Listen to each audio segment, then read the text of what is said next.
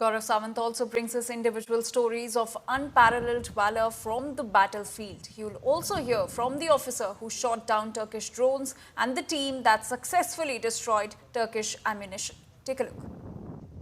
So we are currently with the team of Army's Air Defense and the team that took down this Yeeha drone made in Turkey. And with me is the young captain who was leading that team that brought down the drone. How live was the threat? How close was it to our strategic asset? On 10th May, around 4 early in the morning, we received an early warning of a possible enemy raid at the airfield. So I rushed to the gun location and we could see an UCAV approaching the runway straight forward. So while our gunners were laying on the UCAV, we heard a series of blasts, and one of those blasts occurred just 500 meters behind the gun location. Undeterred by enemy attacks, our gunners laid on the target very accurately, and the target was shot down with minimum use of ammunition. And the wreckage of the UCAV which was shot down can be seen laid out here. So this is that Yeeha drone made in Turkey. That's the engine, that's the UCAV, and apparently it had 10 kgs of payload of explosives. Had that detonated, what would have been the damage on ground? If this is actually a loitering munition. If it hits the runway, it was carrying a warhead of 10 kgs. If it would have hit the runway, major damage would have occurred to the runway. But with our accurate laying on the UCAV, it was destroyed in the air itself. And we lived up to our motto, that is Akase Shatrunjai, destroying the enemy aerial activity in air itself. And that's exactly what our warriors are doing 24/7, 365 days a year. A major reason why Pakistan's attacks did not succeed is because our offensive and defensive maneuvers were both not just a step, but several generations ahead of the adversary. With cameraman Sanjay Kumar at the Punjab border, Gaurav Sawant for India Today. Gaurav Sawant also spoke with Corps Commander Lieutenant General Rajan Sherawat, who busted the myth surrounding Turkish and Pakistani drones. He revealed that the army hit 7 out of 9 terror targets in Pakistan. Additionally, he discussed the layered integrated air defense warfare system and soft kills. Take a look.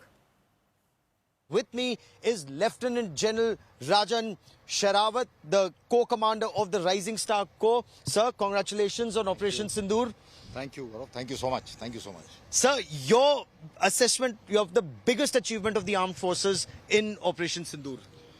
Well, Gaurav, I think the biggest achievement is there for everybody to see.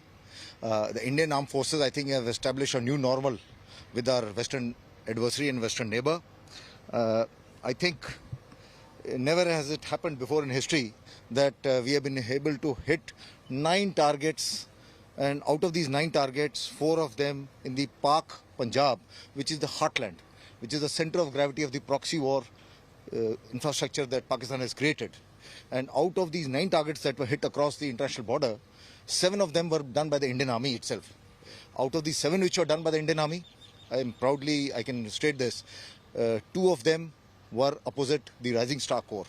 And these, mind you, these targeting was precise, measured, non-escalatory in nature, and we had hoped that the message would be driven home loud and clear to our adversary. And this, you're just talking about the first wave where India only targeted terror headquarters and bases in Pakistan. The fact that there were terror bases that were targeted in Pakistan's Punjab province, that's a very big signal. Is such a big signal, was it sent out the first time in this way? Generally, I think our Pakistan was expecting that we would hit him across the line of control, which he was anticipating, as we had done in maybe during the Uri surgical strikes and in Khyber Pakhtunkhwa when we had hit Balakot. But this time we had undertaken this resolve, and will of the nation was with us to hit the terror infrastructure in the Pak heartland. And I think it is the first time it is happening that we have gone so deep and hit him where we wanted to hit.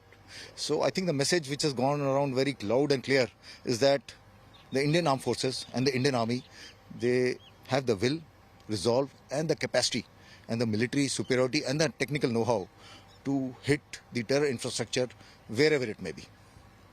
So you can hit him in Pakistan's Punjab province. You can hit not just terrorists, but even the Pakistan army.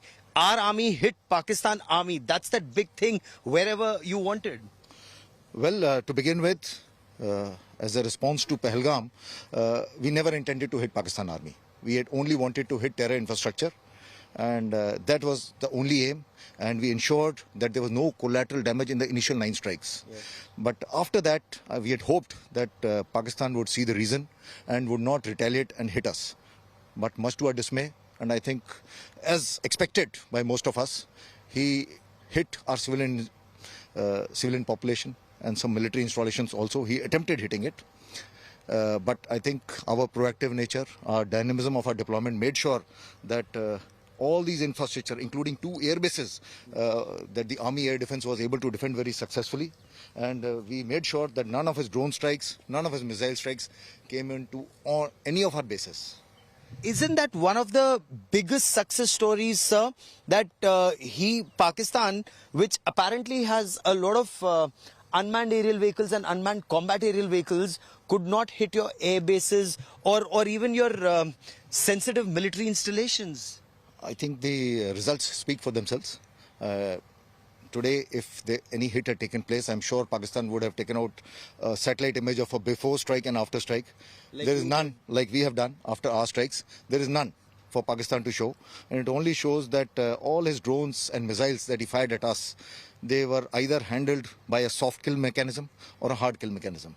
And this combination worked very well for us because, as I said, right from the army headquarters downwards, the strategic guidance that I was getting, we made sure that we had thought through of all contingencies so that we could checkmate him. And you knew that when you're hitting 9 terror camps, including, when the Indian Armed Forces were hitting Bahawalpur and Muridke for the first time ever, the army would react, the Pakistan army would react. What had you anticipated, if I may, his reaction to be? See, we had anticipated that he might hit our air bases in the depths, our military garrisons in the depth areas, and you have gone through the Rising Star Corps area. Our garrisons are pretty forward. Oh, yeah. So we had anticipated that, and we had made our deployments accordingly to cater for this contingency. Along the IB, we had anticipated that he might target our posts, so we had plans for that. As and when he violated the ceasefire along the international border, I think as per our plans, we responded and reduced the post to ground, which you have seen for yourself as you have travelled through the Rising Star Corps. Also, certain targets were hit in operational and tactical depth to drive home again the lesson to him of the futility of escalating. And that is how I think we could manage the whole operational environment.